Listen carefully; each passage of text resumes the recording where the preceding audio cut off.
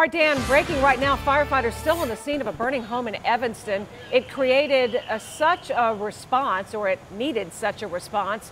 Other crews had to be moved to other vacant stations. Let's go live to the scene. Here's 9 on Your Side's Jasmine Miner.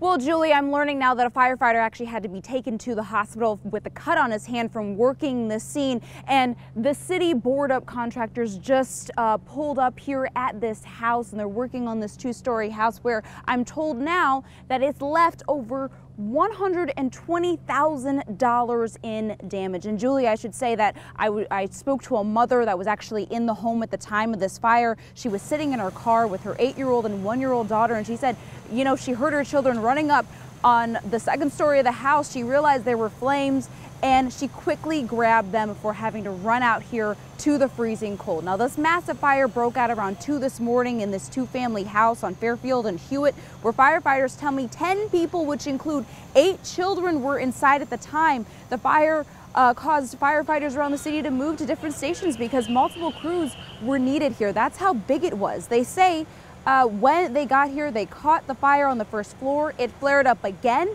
They had to get out of the house and then go into defensive mode before eventually putting it out in the attic.